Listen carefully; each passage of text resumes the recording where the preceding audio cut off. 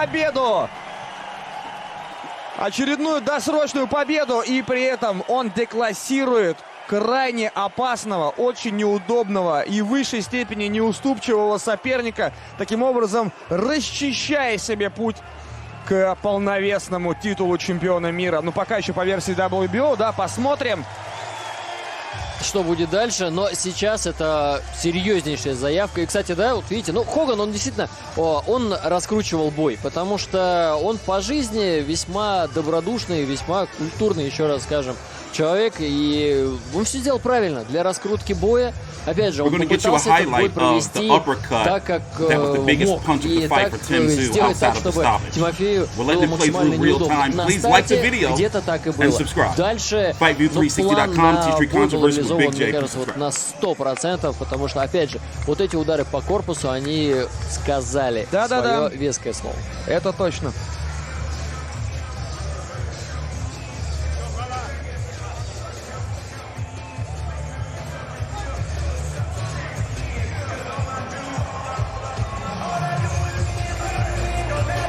Ну и смотрим, повторы вот здесь, да, опаснейший, конечно, апперкот. Кстати, вот этот левый снизу становится неким трендом, а тебе не кажется? По крайней мере, за последнее время. Да, вспоминали сегодня победу Александра Поветкина. Stop right there. I am impressed. Now, I'm going to go ahead and say that I came into the fight having Dennis Hogan winning. I'm on the record saying that. And for Tszyu to get the win the way he did today, now we have to start matching him up against contenders. What I've noticed is the first couple of rounds, okay, filling out rounds. Then as he started to get, to figure how he was going to execute his plan against Dennis Hogan, we started seeing the tools come out. The body shot, the uppercut was just shown you. And he's a very calm, cool, and collected fighter, not just outside of the ring, because we've already talked about it before. His press conferences, media events, even the post-fight interview, he's not a very talkative dude. But he does do his talking in the ring. So what we're going to do is recap the video, show you some highlights. Also, I have a gripe that I have to pick about why I wasn't able to watch the fight here in the States, besides watching it on a Russian stream. But he is now 18-0 with 14 KOs. Tszyu, what are your thoughts, Big J? How, what's okay? I don't even know where to start because I'm impressed. I'm impressed. I didn't expect a stoppage. I didn't expect the uppercut, and more importantly, the body work. That's what I'm really impressed about. Oh, absolutely. I mean, I went on record our preview video. I said an 8th round TKO, so I was pretty close. What was that? Definitely did. Yep. But here's the thing. All right. Dennis is a man that was 10 years older, that hadn't fought since December of 2019, where Tim has fought twice since then, and pretty much, taken out everyone he's been fighting. So why Tszyu's fight was impressive against Dennis Hogan, he's still yet to prove that he can topple with the top 5 ranked people in the world, because he hasn't fought anyone overseas yet. He's only fought in Australia. Mm-hmm. So, and then the Bowen Morgan, which was a small welterweight. Yeah, blown up welterweight. Right? I mean, this Dennis Hogan is the first legitimate world-ranked 154 opponent that he's ever fought, right? Besides, Dwight Ritchie.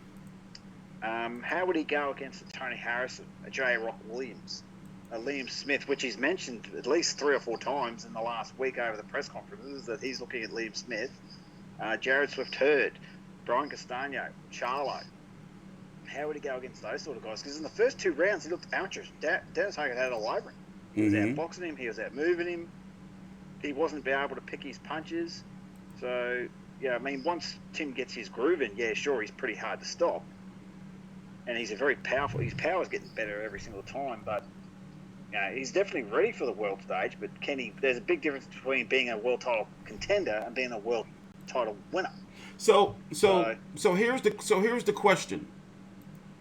How are people going to view this win over Dennis Hogan outside of a name? Yes, Dennis Hogan is a name, But looking at the resume of Dennis Hogan, he's coming off of course, the layoff, and he's also coming off of a knockout loss and a war with Jaime Munguia, where a lot of people feel, including myself, that he should have been a 154-pound champion that night. Exactly. But I think the age and the inactivity period caught up with Dennis. I think that was, as I said, that was the only thing that was going to be his downfall. I mean, the Dennis Hogan 2 years ago, I think it would have been a bit of a different story. Which is why you have to give Tszyu some credit, because what did he do? A guy going off of a layoff, go to the body, especially since he's been jumping up and down in divisions. Go to the body. Tszyu was starting to show me that he has a very competent, growing boxing IQ. He does. You know what that reminded me of? Crawford versus Horn. Crawford just smacked Horn's liver in, smacked his liver around. Yeah. Tszyu did the same thing, and body shots. I mean, look what who did Charlo drop his? That was Jason Rosario, the former unified WBA and IBF 154-pound champion. 54-pound. A guy that also shots. We were talking about, should also be on the radar of a Tszyu. Exactly. I mean, those body shots, wins fights. I mean, he proved that again tonight. Yeah. But then again, he needs to. Hopefully, his next fight has got to be overseas. I'm like this bullshit about I'm going to bring someone to Australia. Fuck. I don't think they're. I mean, put it this way, it's this. I like the fact that to talk about the pay-per-view, it was on Main Event Australian pay-per-view for $60 Australian.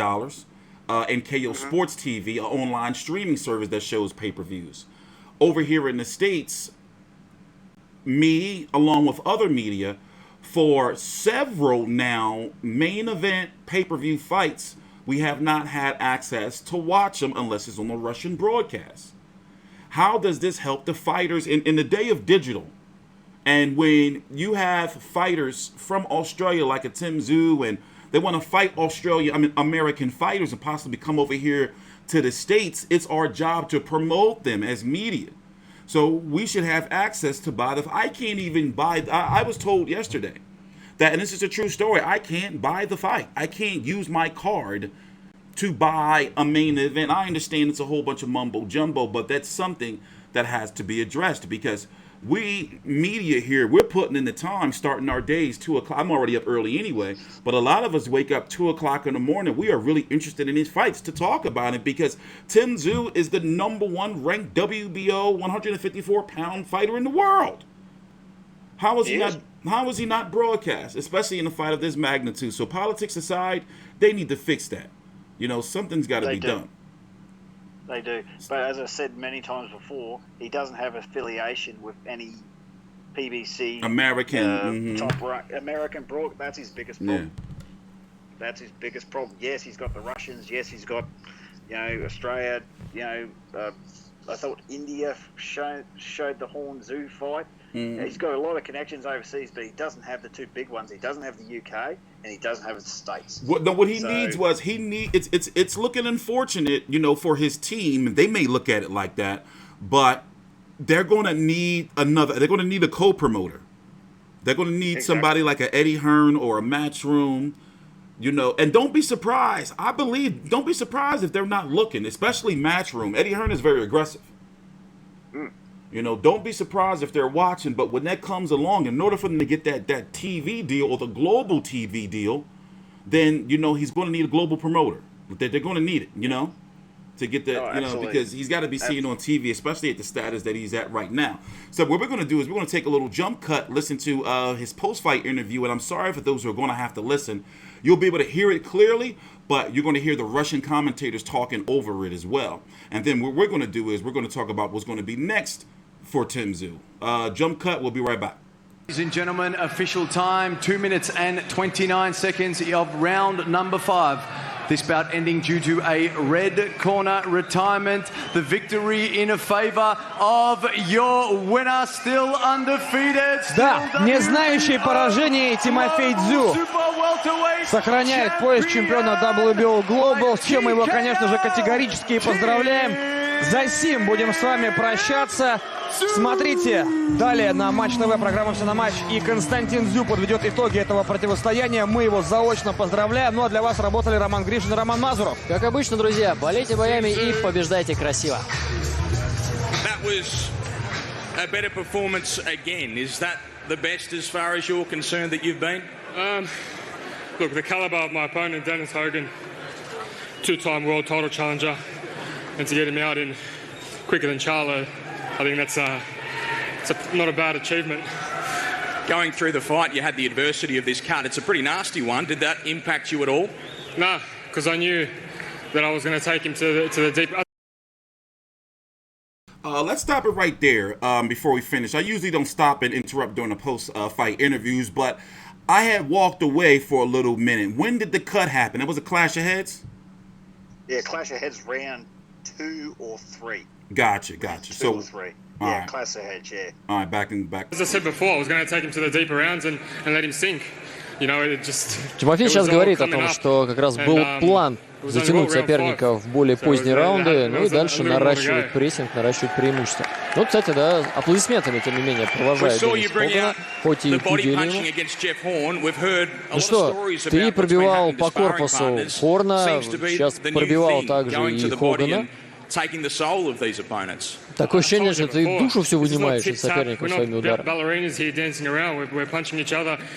Но мы, в принципе-то, обменивались довольно увесистыми ударами. Да, и я вне ринга огромное уважение ему испытываю, но ринг — это мое царство, это моя территория, и здесь я хозяин. Showing the body shot. Dennis Hogan was starting to wilt with those body shots. Yeah, I could see it from round 2.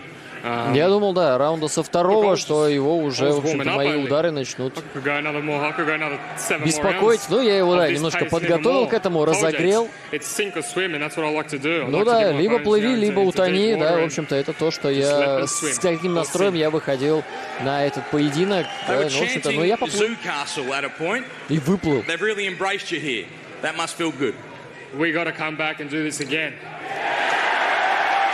Вернемся и сделаем это снова. Look, I've fought all around Australia, and this is by far the best place I've been to. Я дрался по всей Австралии, и, естественно, это самое прекрасное место. Да, мы вернемся обязательно.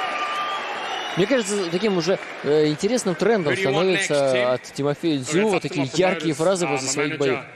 But, you know, we want the real straps, and we want them here in Australia, so...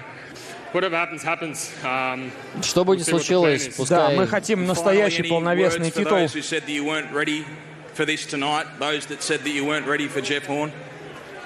What can I say is I'm going to keep proving you guys wrong. And I just want to say a special thank you to my sponsors and to my Ну и также, конечно, Тимофей сказал... Нет, ну Тимофей сказал... All right, and I hope the Russian fans are enjoying this video and you can translate some of the stuff they've been saying and tell me if they're credible or not. So, Jay, what's next? Now, I got the rankings here. By the way, our rankings on FightView360.com, link down below in the description box, are updated monthly in accordance with the 4 major sanctioning bodies, the WBC, WBA, IBF, and WBO, and the Ring Magazine. So our rankings are official, and they're likely to be very updated. And at the top, it'll tell you when they've been updated. So they're likely going to be updated very, very, very, very soon. So, scrolling down, obviously, WBC, WBA, Super, IBF, and Ring Magazine champion at 154, Super welterweight or junior middleweight, how you may want to look at it, is Jermell Charlo. Jermell Charlo is going to be taking on Brian Castano. I'm very close to having somewhat of a roundabout date on that, so that is happening. The winner of that, depending if it's Jermell Charlo, it's a good chance that he can move to 154 pounds because he would be undisputed. And you know, if he were to win, and really, what would he stay around for? But he's also openly talked about moving to 160, as his brother Jermall Charlo is currently actively flirting with 168 pounds in trying to get a fight or fighting David Benavidez. So looking at logical opponents that could possibly happen, because he needs to have a big name. Yeah, Dennis Hogan. What's Dennis Hogan's record really quick and pull it up? 28-4-1 with just 7 KOs coming off the long layoff. We want to see what Tszyu looks like going against a top level guy now. Okay, all right. He is now a full-fledged contender. He's no longer a prospect. He's no longer a fringe contender. So this is where you now match him with champions or former world champions or guys that are right there at the level of him. So, Jay, with the names that are out there, what names are interesting you? And I'll tell you that the names that are all available to him, especially since he doesn't have a co-promotional deal that will politically hinder him from fighting any of these guys. He can literally fight all of them. He can pick, who. If any of them calls, there's no promotional anything stopping him from fighting them. I like Jack Cole K, because he beat Dennis a few years back. Okay. Also, in one of, not to interrupt you, but in, I believe it was Demetrius Andrade's last fight at 154 pounds. I covered that fight, and he also gave current 160-pound champion Demetrius Andrade some problems. So, okay, I like that name. Go on, I'm listening. You have my attention. Tony Harrison, like we were discussing before. Tony Harrison is returning in a few weeks. Is he fighting Sebastian Fendora? Because I heard he's coming back in a few weeks as well. Sebastian Fendora is fighting Jorge Cota on the undercard of Andy Ruiz versus Chris Arreola May the 1st. May the 1st. Okay, that might be a bit of a stretch, because I like that Towering Inferno kid, because he can get one back for Daniel Lewis, who hasn't fought since. Okay. But I mean, in reality, probably Liam Smith or what's this bloke's name? IBF #1. I can't pronounce it properly. Hold on. Bakram Murtazaliev. Yeah, that guy. Now here it would make sense. See, looking at all these names and knowing what I know about boxing politically, he literally can fight all of these guys. He could even possibly get a WBA world. Now, pay attention to this. He can possibly get a WBA world title shot against a guy by the name of Israel Madrimov, who's going to be fighting this weekend. Lindy Lara is moving to 160 pounds. It's official. He's fighting Thomas Lamana, also on the Ruiz Arreola card, for the WBA world title at 160. So that title is going to be vacant. Israel Madrimov is going to be elevated. And both of them, I mean, Madrimov is not Russian, but still Eastern Europe. There's some money there. And it could possibly happen in Australia. Definitely, because he won't get any Uzbekistan. He won't get a Liam Smith or a Tony Harrison or any of those blokes to come to Australia. Liam Smith, if he fights Liam Smith, it will likely take place in the UK under a Matchroom card. And Liam Smith also is going to be back very soon. He's fighting, I forgot. So basically, these guys, they're all on the same timeline. He's fighting Magomed Kabunov May the 8th. So, Tim, you might as well say it's April now, as it's March the 31st. So they're all on the same timeline. They're all about a month apart with their fights. Even Tony Harrison, who, hold on, I was pulling him up, who is taking on, it's not listed yet. I forgot who they said he was taking on. But he'll be back soon. So, logically... J-Rock Williams needs a fight. Exactly. He was supposed to. Well, but we also have to think, how are these people, you got to think, if they weren't up watching the fight, they're going to find a way to get the footage, and they're going to be looking at Tszyu. So will a guy like Julian J-Rock Williams, as a first fight back off of a layoff, take on Tszyu? I don't think so. I think that Tszyu can be looked at as a threat right now. And he's a very serious threat. I mean, maybe J-Rock will take up the Dennis Hogan fight, because Dennis got beat pretty bad there tonight. So and the J-Rock Williams Dennis Hogan fight, it was pretty much done. They were going to fight the day after Christmas here in the States, and J-Rock ended up getting COVID. So rest assured, whenever he wakes up here Eastern Standard Time, if he's not up already or got the results of the fight, I'm pretty sure he is. He's a fighter. he's probably looking like, okay, all right, we got Tim Tszyu out there. So here's the names, right? You got a Erickson Lubin. You got a Sergio Garcia, a Tony Harrison, a Jason Rosario, a Julian Williams, a J-Rock, a Jared Hurd, a Israel Madrimov, a Sebastian Fendora, even Magomed